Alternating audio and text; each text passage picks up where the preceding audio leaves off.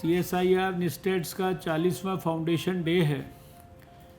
इस अवसर पर उनको मैं हृदय से बहुत बहुत बधाई देना चाहता हूँ, सभी अपने साथियों का। और आज का ये फाउंडेशन डे आपने एक महत्वपूर्ण अवसर में बदल दिया है।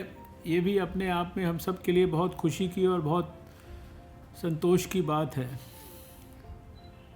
जिन इंस्टीट्यूशंस का एक प्रकार से औपचारिक तौर पर MOU के माध्यम से संगम हुआ है, वो सभी बहुत महान इंस्टीट्यूशंस हैं। CSIR के बारे में हम जानते हैं कि वो देश की ऐसी विज्ञान के और टेक्नोलॉजी के क्षेत्र की प्रतिष्ठित इंस्टीट्यूशन है जो भारत के आज़ादी के वर्ष से भी 5 साल पहले जिसका जन्म हुआ है, और आज उसके देश में उसकी 38 प्रतिष्ठित नेशनल लेबॉर्ट्रीज़ हैं, 39 आउटरीच सेंटर्स हैं, 3 इनोवेशन के कम्प्लेक्स हैं, 5 यूनिट हैं उनके। और शायद कोई ऐसा क्षेत्र नहीं है जिसमें उनके वैज्ञानिकों ने पिछले लगभग अपने 80 साल के इतिहास में महत्वपूर्ण उपलब्धियां ना हासिल की हों। गांव वालों के जीवन को खेती करने के लिए भी बहुत सुलभ और आसान तरीके से उनके लिए बहुत सारी सुविधाएं उपलब्ध करा सकते हैं।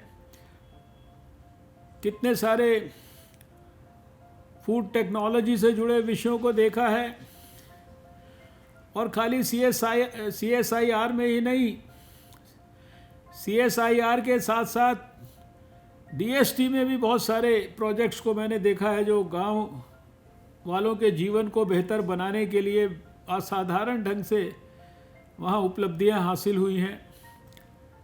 और खाली DST नहीं, बायोटेक्नोलॉजी में भी बायोटेक किसान जैसे बहुत सारे प्रोजेक्ट्स, और किस प्रकार से इनमें से बहुत सारी चीज़ों का इस्तेमाल भी गांव के लिए हुआ है।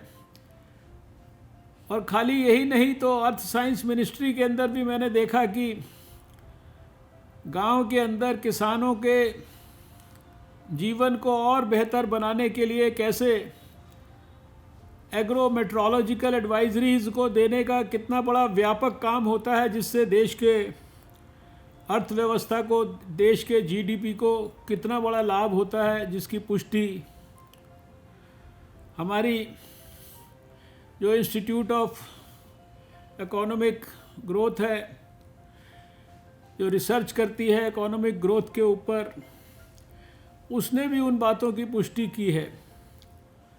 कहने का अभिप्राय केवल इतना है कि हमारे पास योग्यता की कमी नहीं है, पोटेंशियल की कमी नहीं है, और अभी तक जो कुछ हमने किया है वो भी बहुत कुछ हम कर चुके हैं।